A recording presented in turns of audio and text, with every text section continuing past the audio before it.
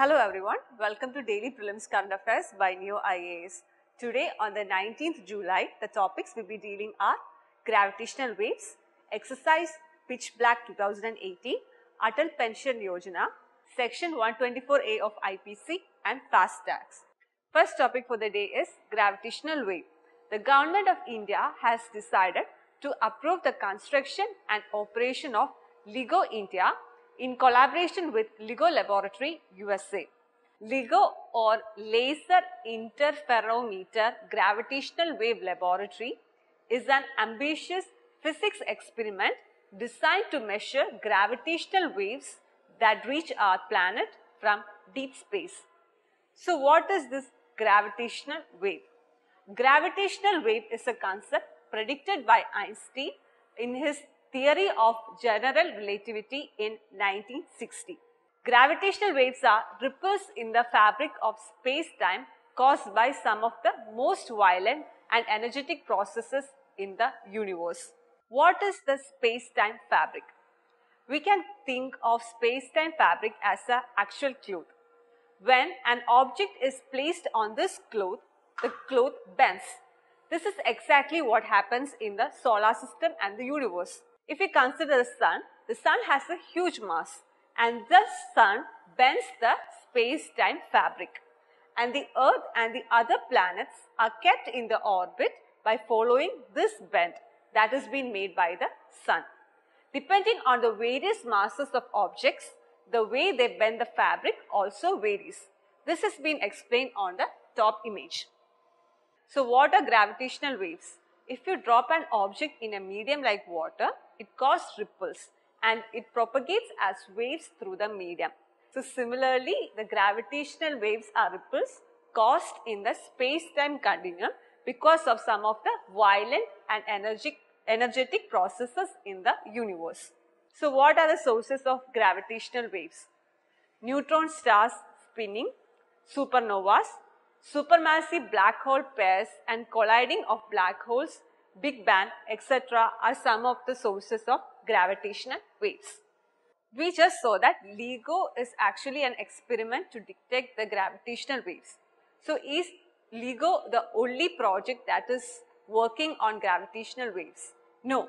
There are other projects that have been involved in this gravitational wave experiment. We have other ground-based interferometers like Virgo Detector, which is in Italy, and it has been teamed up with LIGO, and we have another in Germany. A third LIGO detector is to be constructed in India. On a related note, 2017 Nobel Prize for Physics was awarded to Rainer Weiss, Barry C. Barish, and Kip Thorne, who were actually working for the LIGO Virgo project and its detection of gravitational waves. And there is another kind of interferometer which is space-based. An example of is laser interferometer space antenna, which has been a project of NASA and European Space Agency, and they will be developing and operating a space-based gravitational wave detector. Now let's take a look at a previous prelims question. This was asked in 2017. What is the purpose of Evolved Laser Interferometer Space Antenna Project? Statement A, to detect neutrinos. B, to detect gravitational waves. C, to detect the effectiveness of missile defense system. D, to study the effect of solar flares on our communication system. We just now saw that the Evolved Laser Interferometer Space Antenna is being used to detect gravitational waves. It is a joint project of NASA and European Space Agency. Moving on, exercise Pitch Black 2018.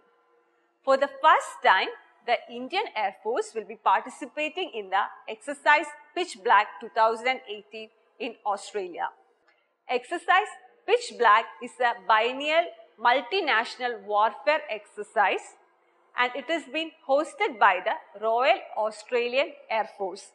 This exercise features participants from Australia, Canada, France, Germany, Indonesia, New Zealand, Singapore, Thailand, India, USA, etc. The next topic for the day is Atal Pension Yojana. Atal Pension Yojana is a pension scheme for unorganized sector workers. It is an important point. It is for unorganized sector. This social security scheme was introduced as a replacement for the previous government's Swavalamban Yojana. To be eligible for Atal Pension Yojana, there are three criteria. One is the person should be an Indian citizen. He or she should have a valid bank account and should be between the age of 18 and 40. We just saw that the minimum age for joining this scheme is 18 and maximum is 40. Therefore, the minimum period of contribution by any subscriber under Atal Pension Yojana would be 20 years. Under this scheme, fixed monthly pension of like rupees 1000, 2000, 3000, 4000 or 5000 will be guaranteed. A monthly contribution should be done by this subscriber.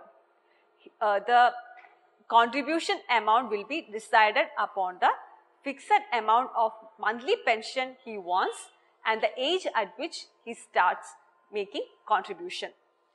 The contributions end and pension starts at the age of 60. So that's why I mentioned like the minimum period of contribution will be 20 years.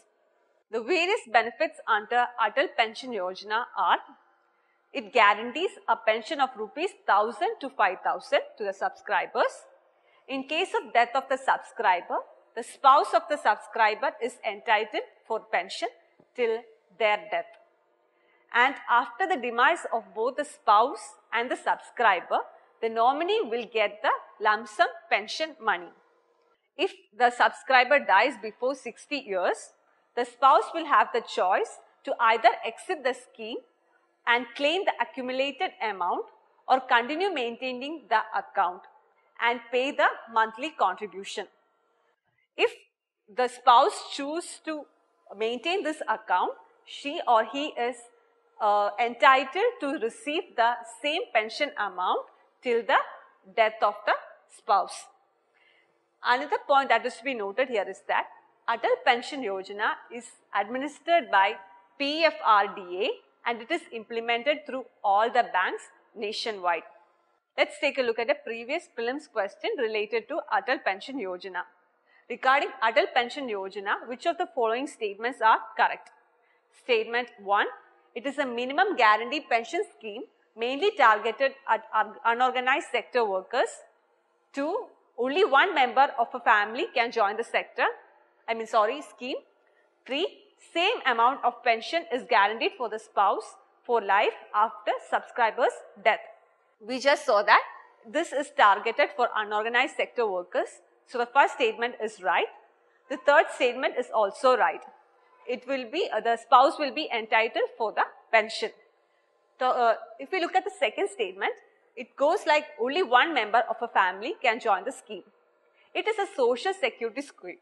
So it is obvious that the government wants everyone to be a part of it, not just one member from a family. So we can rule out the second statement. So the answer would be C, 1 and 3. Next topic is section 124A of IPC. The Ministry of Home Affairs has written to the Ministry of Law and Justice to request the Law Commission to study the usage of the provisions of section 124A and suggest amendments if required. So what is section 124A of IPC? Section 124A of the Indian Penal Code deals with the case of sedition. What is sedition? The simple definition will be conduct or speech which result in mutiny against the authority of the state. So law of sedition with respect to section 124A of IPC is considered as a reasonable restriction on freedom of speech. This section was introduced by the British colonial government in 1870 and it was originally drafted by Thomas Maclean. It was introduced to deal with the Wahhabi movement of the 19th century led by the Syed Ahmad Barilwi.